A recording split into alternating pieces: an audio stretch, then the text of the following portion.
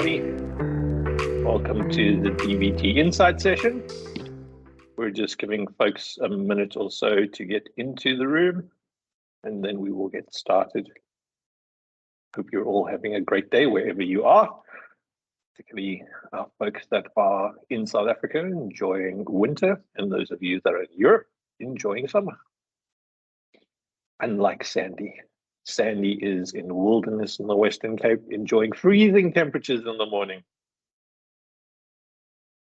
But I can see the whales and the dolphins, so that helps. Yes. Well, that's a critical requirement to be a guru in change enablement, is be able to commune with nature and see the whales and dolphins. Isn't that the case, Sandy? Of course, Carl. Exactly. I was just trying, for everyone in the audience, we throw in these little anecdotes at the start. I was just trying to make Sandy feel bad because I've just noticed that the surf is good here in Cape Town today and the wind is blowing offshore, and I really should be out surfing rather than holding Sandy's hand as she does yet another expert engagement in the change enablement space. But enough nonsense from me. I think we can get started. Again, welcome everybody to today's Insight session. We have the privilege of having Sandra Hager with us. Sandy leads what we do at DVT in the change enablement space.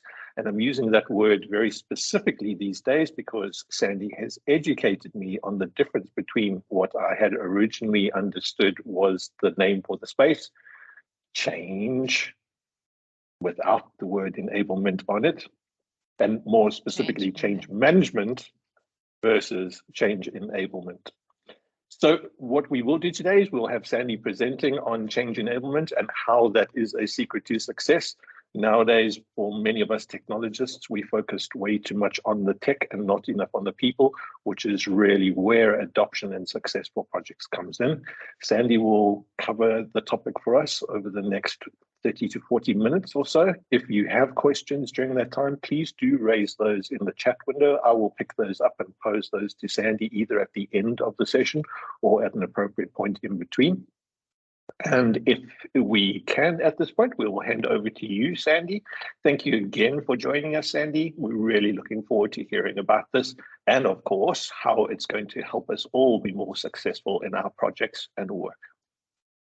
Thank you, Carl. It's really great to be here, and I'm so passionate about change management. So it's really wonderful to have this opportunity to share.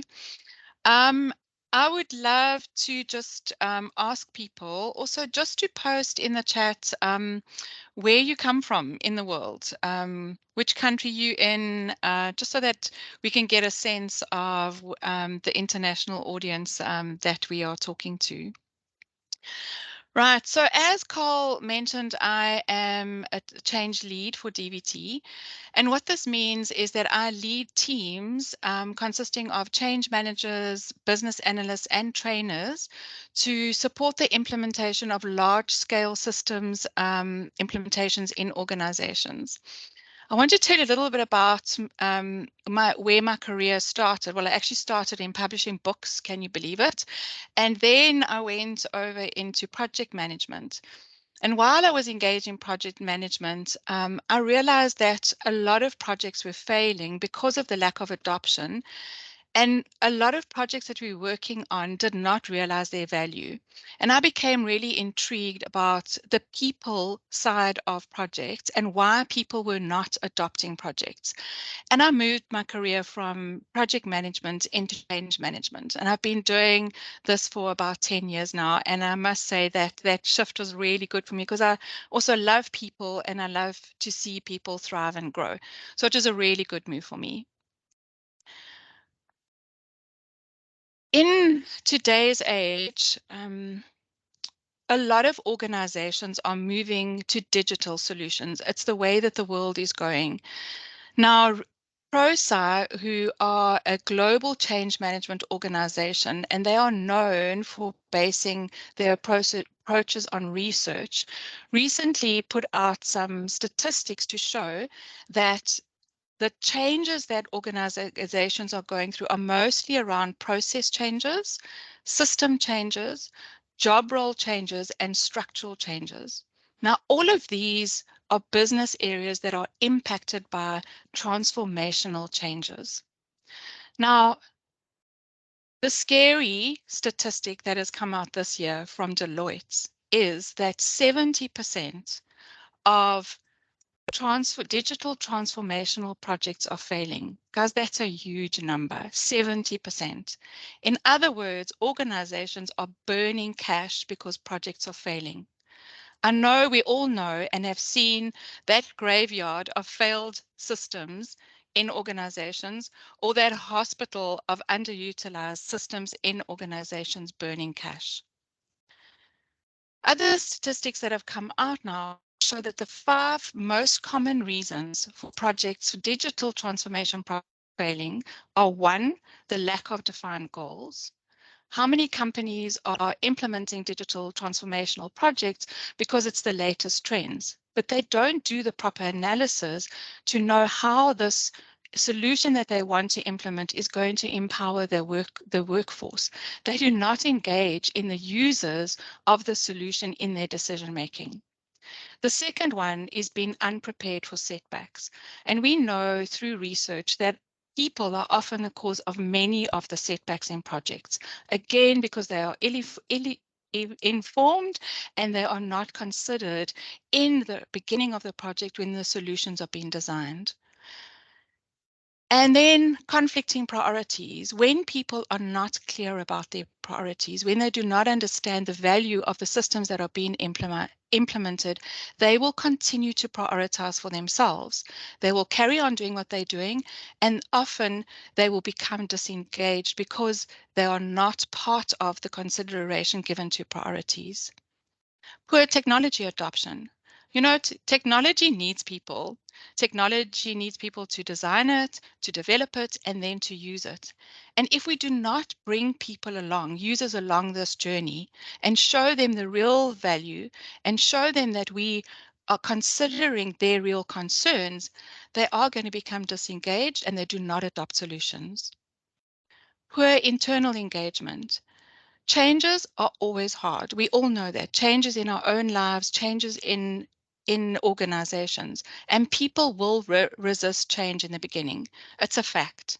Improved engagement with them from the onset of the project is proven to improve adoption. What we can see from all 5 of these reasons why these projects are failing, a common denominator is people.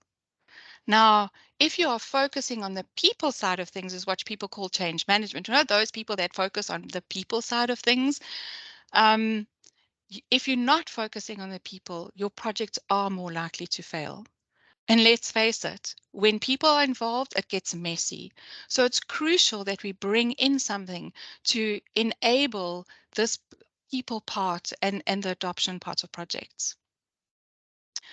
So what is crucial is this change enablement.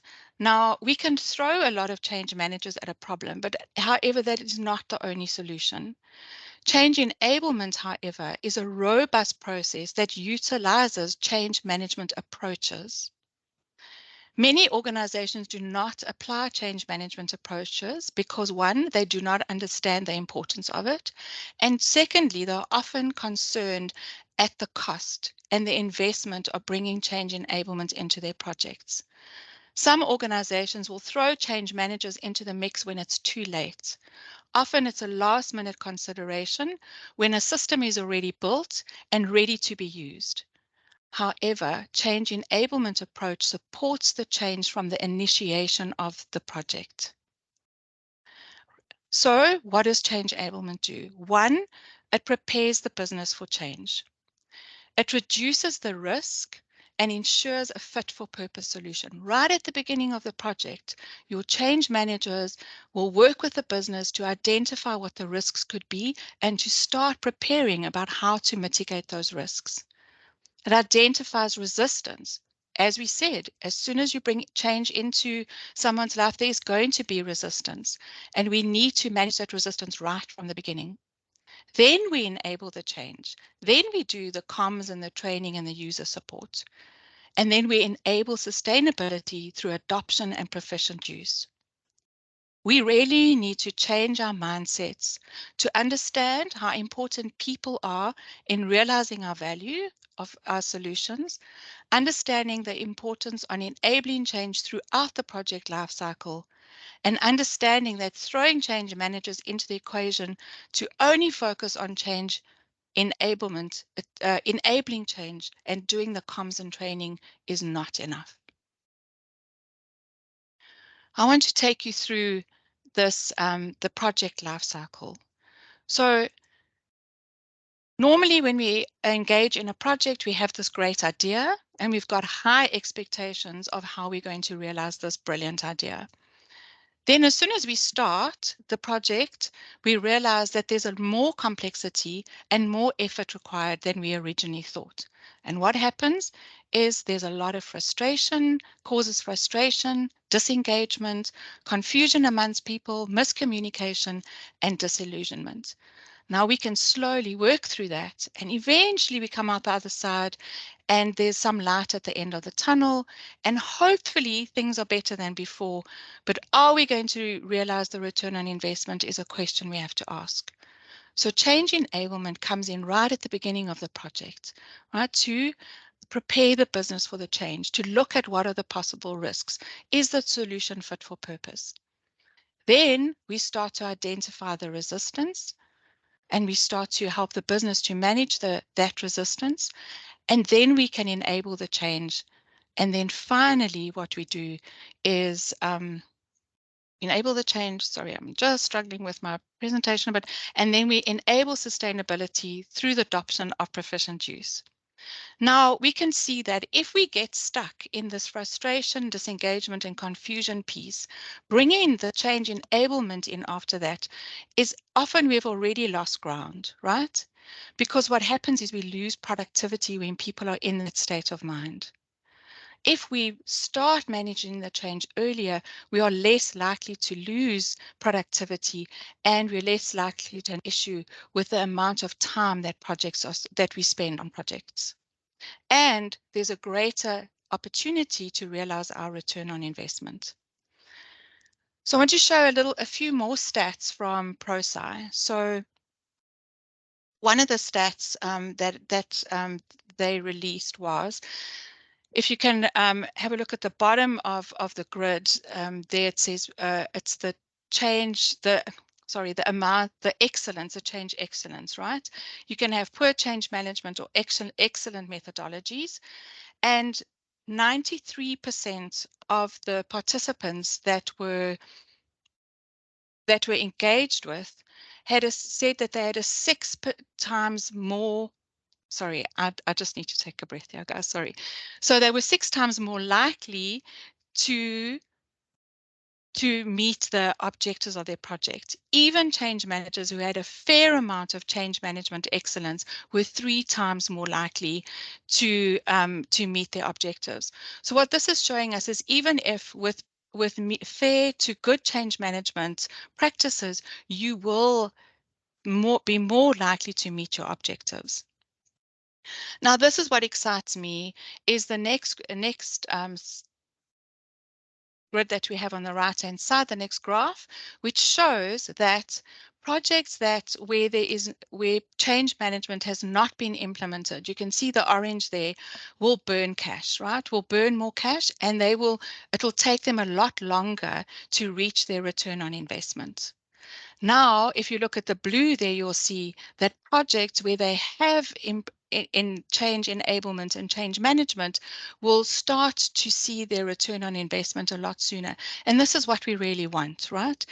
Now, a lot of people are concerned about the investment of investing in a change enablement team because it's more money spent. But if you invest in the change enablement from the beginning, you will see your return on investment a lot faster. 2 other statistics I'd like to show you are in the same research is that 78% of change managers with excellent methodology showed that they were either on budget or below budget in their projects. And then participants of the study 79% of them with excellent change management capability, with 69% of them were either on or ahead of schedule. So the statistics show us that bringing change managers, bringing change enablement onto projects will help you meet your objectives, will help you with meeting your budget, and also will help you to be on schedule. I'd like to share with you a case study of one of the projects at DVT, and it's actually one of the projects that I'm working on. And we are, this project is in one of South Africa's largest mining companies. What the project was is that we were automating some of the manual processes on the mine. I'm going to show you the benefits that we realized from one of the features that we implemented called the automated shift lineup, which took a paper-based process of setting up the lineup for each of the crews on the mine to from a system. Now, some of the challenges we faced were a low digital fluency. Some of the users had not even used a computer before. We had a lot of inefficient supporting processes. So the HRD, the training processes, crew management through HR, operator management, and even the support that IT was giving, we had to then have a look at those supporting processes that was impacting the solution implementation and also the data that was used in the system. Another thing that is very important to notice is that there was such a lack in systems on this particular site we were working in because of past implementation failures. So we were one of the first projects to come into this mining environment and use real change enablement methodologies. And what had happened in the past was people would come in, they would develop these systems, they would throw these systems at the users, and the users had to fumble their way through using it. And what happened is there's a big graveyard of unused systems in the space. So we had to start to help to build the trust in the implementation of the system. And there was no change management culture. Now, the quantitative results that we have seen from this project are 80% of an increase in the efficiency of those supporting processes, 80% adoption and efficient use of the system. And I think that is a pretty high number if you consider usage of other systems in this area and other projects that I've worked on. There was a 55% time saving during the lineup, and that is one of the benefits and one of the objectives was to have that time saving. And this is the big one, and I can't share the confidential information, but there were massive cost savings in the first hour of the shift. And that was the objective, that we would help them to save time in that first hour of the shift so that they could increase their production time. All I can tell you, it's in the millions of dollars. So they realized their ROI within our implementation time, not even once the system was fully implementation, but even while we were implementing, they started to see the results. The qualitative results, and this is always the added value of good change enablement, is that there was improved team collaboration, and our project has actually been nominated for an Anglo Applaud Award. Now you know who the mining house is, for collaboration. It was a very difficult culture to get collaboration, but we have now our project has been nominated for this award.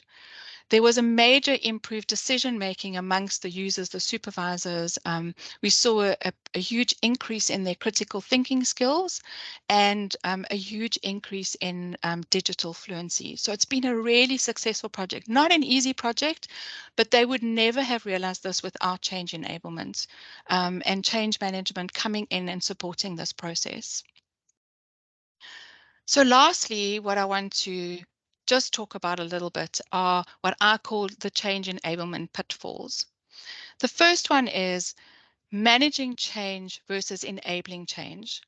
Change managers are enablers. Leaders manage the change. And often this is a failure in organizations. They bring in change managers and say to the change manager, you must manage this change and make it happen. But that's not what change enablement does. We will do the research, we will do the analysis, we will come up with the supporting scenarios, we will help you to make the decisions, but the leader's voice is necessary. It's the leader that has to lead their people through the change. It's their voice that they need to hear. We are there as change enablers and supporting the management to manage the change. Another pitfall is bottom-up change management. And a lot of projects that I've worked on I've seen this in a lot of projects where we have to go in and mobilize from ground up because we have disengaged leaders. We don't have good sponsors. We don't have leadership who are fully engaged and on board with the project. And what happens is we can mobilize all the people on the ground level, but when those critical decisions need to be made, the leaders are engaged, and what happens? The project slow down and you start burning cash again. And excuse me, but the bullshit barometer, right? We cannot sugarcoat things for people. People nowadays have access to information. People want to be considered. People are not going to be not going to buy into us forcing value down on them. We cannot sugarcoat the value of systems. We have to be honest and we have to be truthful about what the systems are going to do, which problems they're going to solve, and we have to look at how they're going to enable our workforces. And then lastly, clawing back from failures.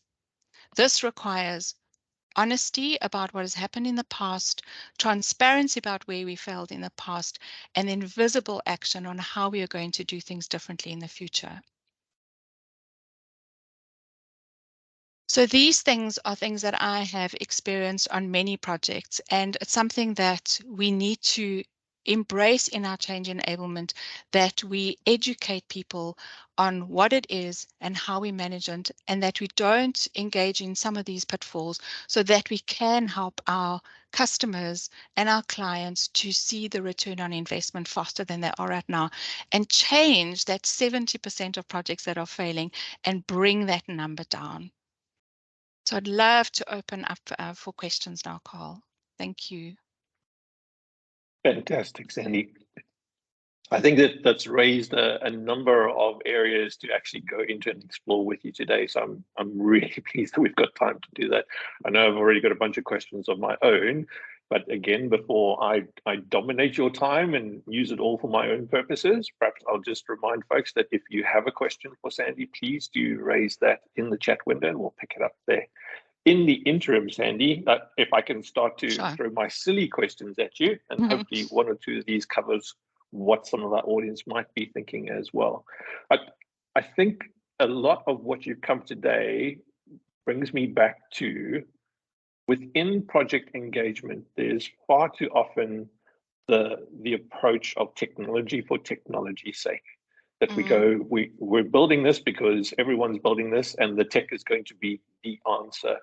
Is that something that you see in corporate environments? And is that one of the cultural challenges that's there in order for people to even be considering change enablement? Carl, yes, for sure.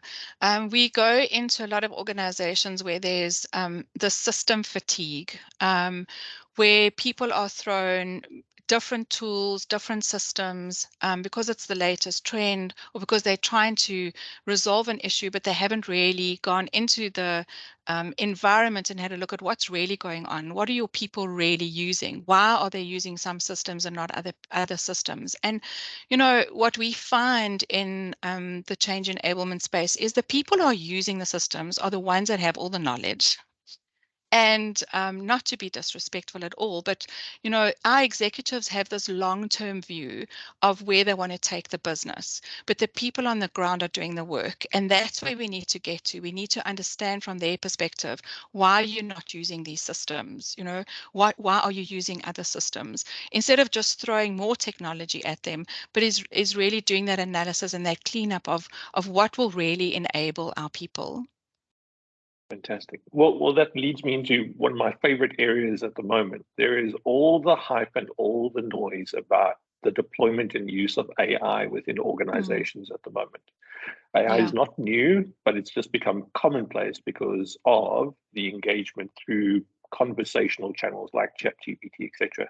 What would be the advice for organizations that are all going, we need to adopt this, we need to use this, we need to go with it now, everybody use AI? What would you say to those organizations to go, if you want to be effective and you want this to have meaning within your organization, then you should what? You should bring in a change enablement team. And really, I think this is the part of change enablement that people miss, right? Is the value that we bring in that analysis phase of a project, right in the initiation phase of the project, is really understanding your user, right? And we work closely with your business analysts and people like that. It's not like we do this on our own, but we need to focus on the people, right? We need to understand what the AI is. We need to understand what people are doing. People are scared of AI. People are excited about AI. There's a lot of talk about AI, but we need to understand in that particular business where people are sitting, because if you don't do that and you just start bringing AI in, the resistance will go up, because people don't understand it. They don't understand why. They might be fearing that their jobs are going to change. So it's really a process of change, not only about the technology, but about the mindset. AI is going to bring in a big mindset shift, right? We're going to look at doing our jobs differently. We're going to look at different ways of integrating the data from AI into our daily work. And that's what we've got to have a look at. So the change enablement in that space might be more focused on people behavior and mindsets and less on the actual technology, because the technology will enable that. And that's a piece that we forget sometimes, is that when we bring in not even AI, new systems, is that it's going to change the way people need to interact with work and interact with their data. And I think that's going to be critical for organizations who are looking at AI. Awesome. And I was thinking about it earlier while you were talking through sort of the experience cycle of people and then the return on projects. And it occurred to me that within the IT space, and it's not just IT, but IT is probably the lead in terms of the adoption of agile practices and implementing things like Scrum. Within those sort of team construct and those methodologies, they've brought together the business representation along with the technical representation, and we've formulated teams that are focused on delivering value. Why is it that within those typical team constructs, change enablement hasn't been a role? It hasn't been something that I've consciously heard people going, well, when you build a team, it should have a business analyst, developers, testers, scrum master, product owner, etc. That there wasn't anything in there in the way of change enablement. I think because there's this misnomer about what change management is. And often organizations think that change management is about getting people to use a system only. Okay, so they build these systems, and then you're using all your project managers, your scrum masters, and then they deliver a system. And then they think, okay, now we need to get people to use it. So let's bring in a change manager to help us to do that. So what they don't often understand is that the change managers and the change enablement needs to start at the beginning, when they're even thinking about the design of a system, right? And then managing through the system lifecycle. So that change enablement or enabling change as in comms and trainings are just one portion of change management. The real work of change enablement comes before that. It comes in really understanding what people are building. And then, as soon as you start building a system, as soon as you start engaging, even those teams themselves are going through that curve, right? Of going, we started off excited about this, and now we're going into that below the curve where things are becoming difficult. And even if it's just a project, it spills over into the business. And that's where your change enablement team will come in and manage as well.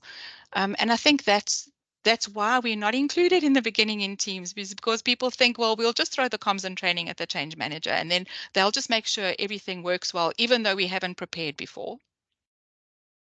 And we'll probably cut that part of the budget the minute we're under pressure as well. Yes, exactly. Because you spend we spend too much money in that initial stage, and now we don't have money for the change manager. Yeah. it occurs to me that there are a couple of elements, and this comes out of our prior conversation before the session today as well, that there are some very powerful motivators that you've spoken to in order for people to pay attention to the need for change enablement, and in particular, that earlier return on investment through successful engagement with the people that are impacted by these projects. And it occurs to me that there's that link between talking about project success with the relevant parameters such as adoption and return on investment, and product development, which is that process where folks are going through the realization of the system and the value or the value generation out of what they're building. And connecting those two things together so that people then understand that what they've built so far, how does that contribute towards value realization? And then connecting in order for that value realization to actually take place out of the functional space and into the real financial return is the adoption that connects the people that will use the system to what you've now built. I think we haven't probably seen that as a holistic approach in terms of projects. Would you agree with that, Sandy, or would you go, I've seen organizations where they understand that, they get that, and they do that?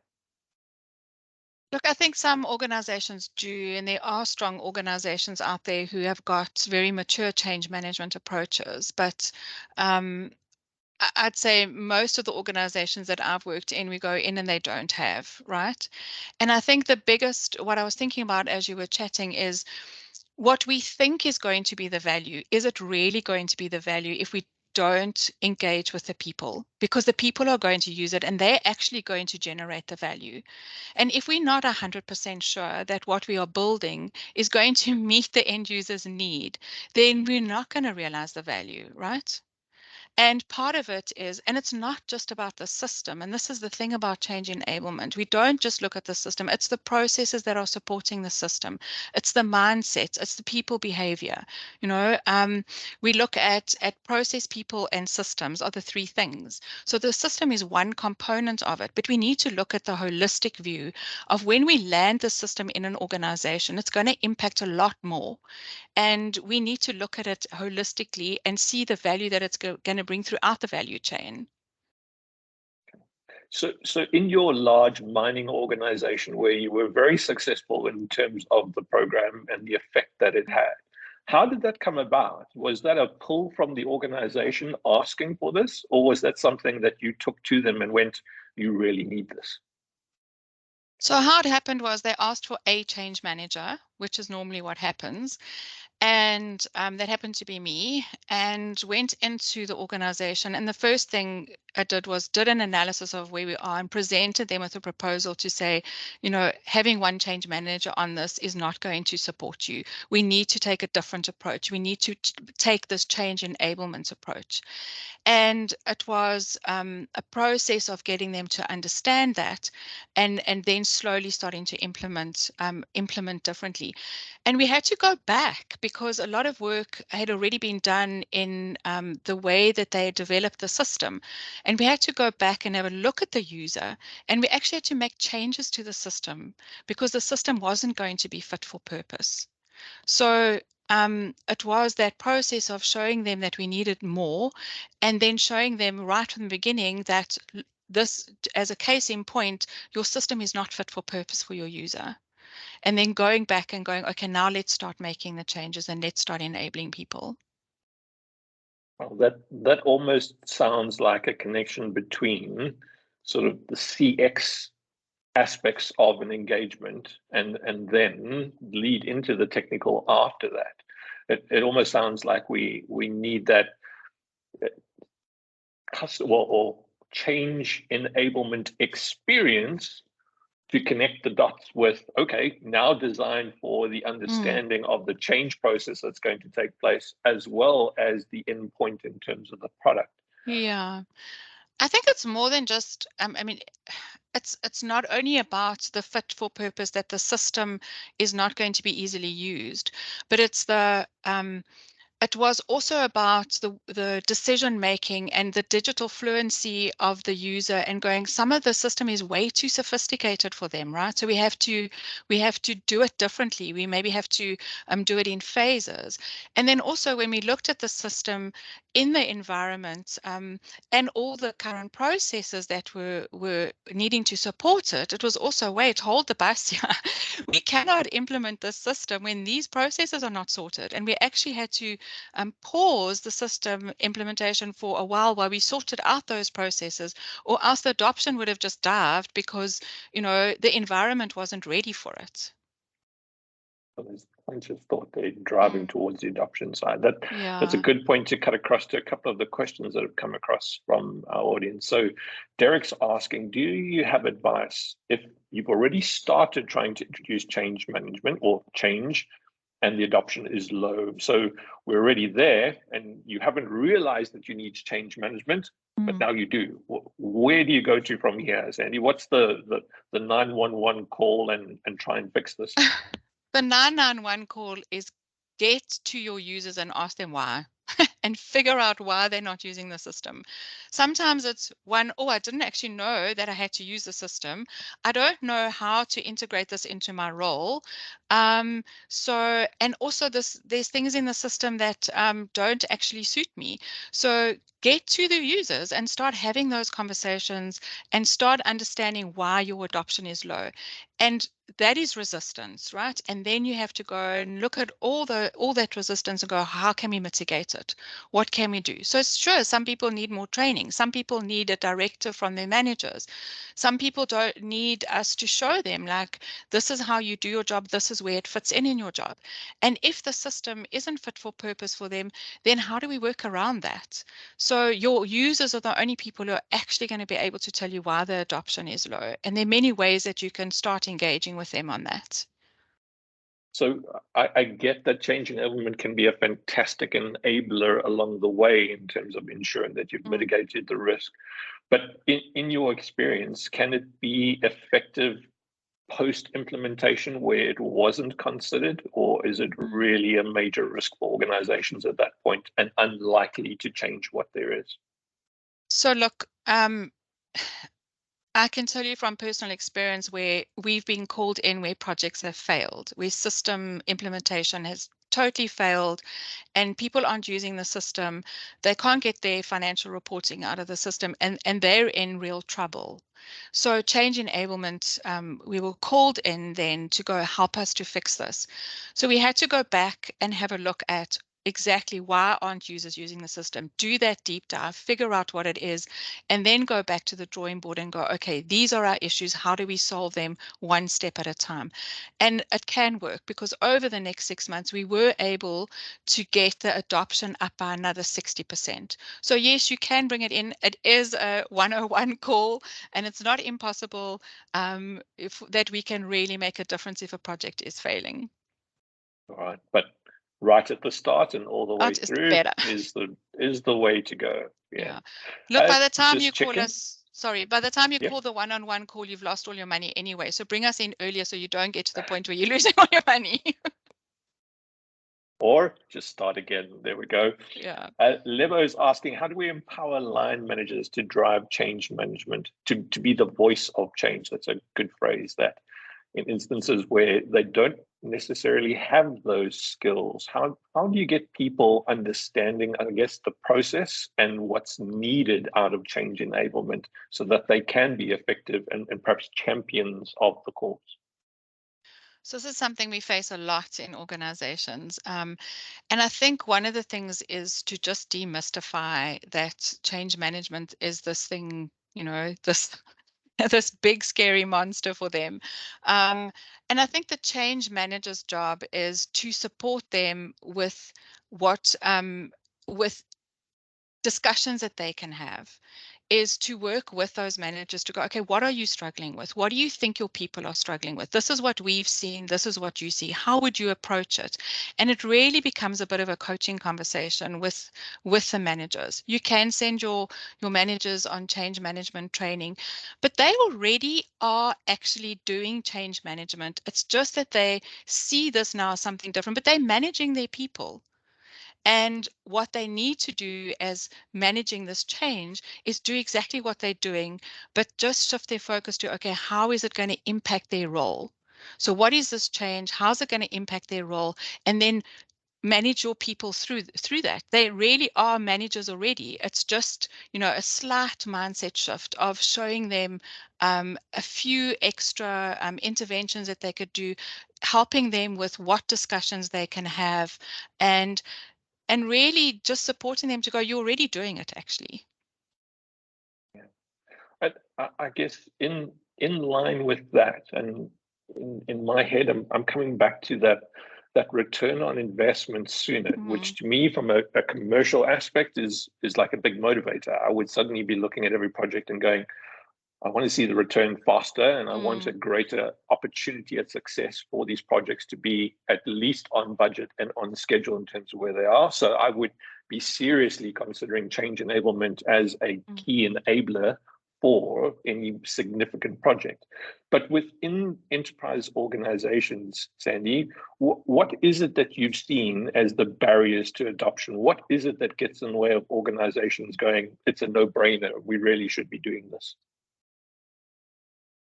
So I think that in very large enterprises, change is forced down onto people. Decisions are made, and it's kind of like forced down onto people. And that becomes really difficult in that the decisions and the most of the analysis of, is this going to be fit for purpose, happens behind the scenes. So, and I think that if your objectives are not clear and if your management levels are not buying into the objectives, that is where one of the biggest issues are. Often when we go into bigger enterprises and there are various business units that are involved with something that's going to be implemented, you'll find that they're not all in alignment. Not everybody agrees with it. Not everybody's buying into it. You've got one or two people that are, but it's kind of like a decision that's been made that has to happen. And that's the biggest work, really, is to get people in alignment with what is the vision of this thing, what is the value of this thing, and then cascade it down from there. I hope that answers your question, Carl. I'm not sure if I have fully. It does. I think it does. It's the usual story within organizations that quite often the idea and belief comes from somewhere in the organization that isn't necessarily at the coalface, to use the mining term. And consequently, some of the consideration of what will really make for a successful change or even a necessary change hasn't been factored into it. Other organizations have done this. I've heard that before in terms of engagements. And often the question that I pose to executives in that situation has been, is your organization exactly the same as those other organizations? And by default, the answer is no, it's not, because at the very least, the people are different, skills are different, capabilities different, experience is different, and culture is different. And those can all fundamentally impact the processes and systems and the efficacy of those systems as well in terms of what you're doing. Absolutely. Sometimes as it is probably fit for purpose. That's a great phrase to use in terms of evaluation of things. Fit for purpose is something that folks don't often consider. There is a question from Blanche. I just want to capture that one quickly. She's already said thank you for the insights, Andy. That's great. I'm sure, Blanche, you are more than welcome. Thank you, Blanche. Blanche is curious about change enablement from the bottom and fostering truthfulness and openness in client communication while recovering from project failures. Could you share the most crucial strategy to effectively initiate this change? That's a tough one. I was hoping that I would pose your toughest questions today, Sandy. I'm going to have to think about this and try and overcome Blanche's little statement there. Thank you, Blanche. That's a great one. I'm hoping that you've really put Sandy on the spot. Yeah, you are putting me on the spot a little bit because it's a big answer. So I think, culture has a lot to do with it, and your approach is going to depend on your culture. And some cultures don't like transparency. Some cultures are more hierarchical. And so I think that an important point to try and get across to the people that you're dealing with is how transparency can be an enabler and actually create opportunities. Because I think a lot of people are scared of transparency because it shows failure. And managers and management don't like to be called out for failures, right? So I think it's about turning the failure into an opportunity and trying having the conversation around that. So this didn't happen last time, but the opportunity is that we can do better this time. And so if we just being transparent and honest about what we've done wrong, then we're going to pull people down, right? We need to have the other side of the coin where you're going, okay, it was this, but it can be something different. And as soon as you start talking about the opportunities that it brings, I think that it opens up a deeper conversation with people. But yeah, it is a big conversation. I hope that helps a little bit. I mean, I could talk about this for 2 hours, actually. But yeah, Blanche, I hope that gives you some insight as to how I would approach something like that.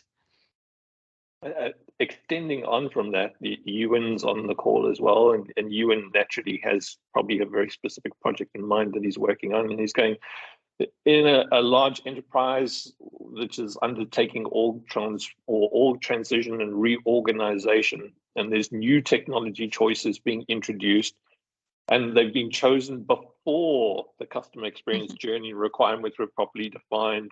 There's lots of resistance to change. There's tech for tech's sake. What now, Sandy? How do you help? How do you recover this, and how do you get them back on the path of going, it's going to be all right? So the first thing that comes to my mind is that you've got this landscape with all of these things, right? It's like going into a town and some of the buildings are broken and some of the buildings haven't had plans passed, and you've got this like mishmash. There's been no town planning, right? So I think how I would approach this is just to really lay out that landscape and start creating. I would create a visual actually of what is going on here. What are the systems? What should the customer journey be? And where are the gaps? Where are the overlaps? Because that is where you are going to lose adoption, is if you don't understand your overlaps, you don't understand the gaps, you don't understand where the overlap is. I mean, the overload is going to be. And only when you can really understand it and see that landscape, can you even start to help them to make decisions. And even if they're not prepared to change what they've already made decisions on, but be aware of what is the fallout going to be.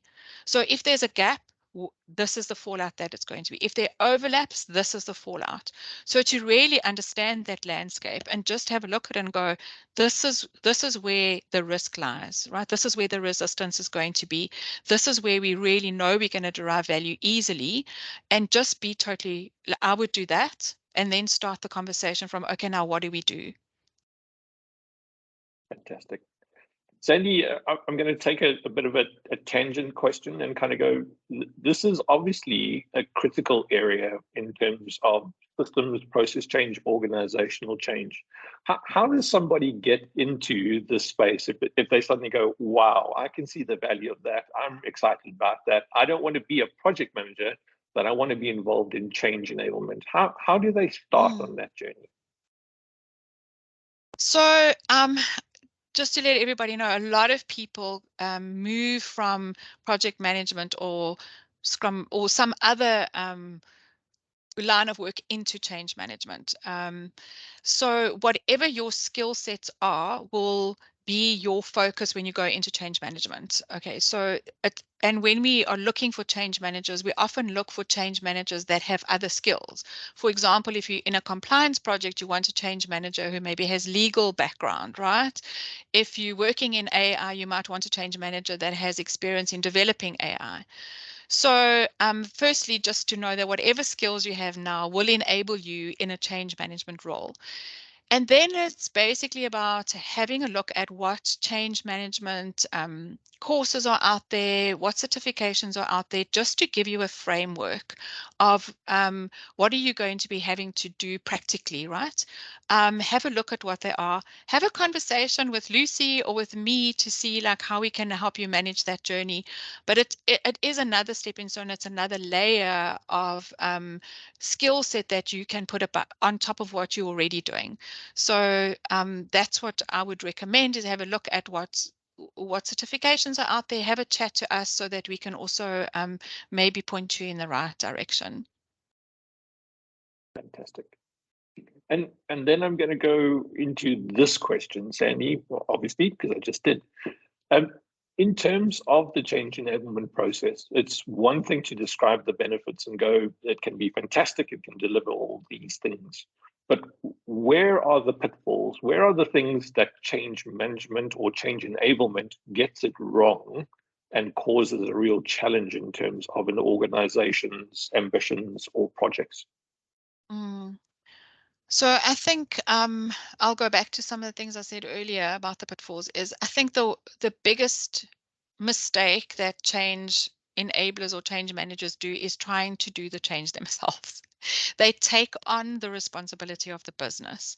And it's very difficult when you're working in an environment where the managers and leaders are not taking on that role, and I've been caught in this before, where you're so determined to be successful, you're so determined to make this project a success that you start stepping into the roles of the people in the business and you start closing those gaps. And we've done that on the Anglo project at times as well, where we've had to go, hold on a minute, we are now starting to do what other people should be doing. So that is one of the big pitfalls. And then I think that not ensuring that you have that buy-in from leadership and that you've got that support, you've got that decision maker, you've got the person who can open up doors for you, who can have the tough conversations with people when necessary.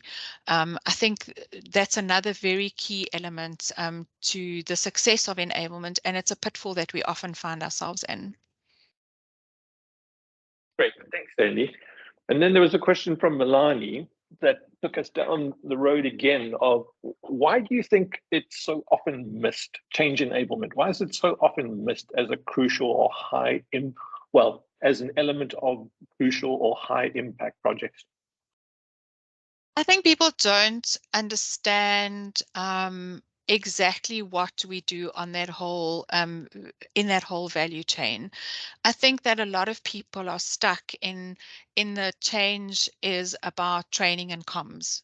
And I think also that and maybe this is something that, I think DVT is different, and I must just commend DVT for its difference here.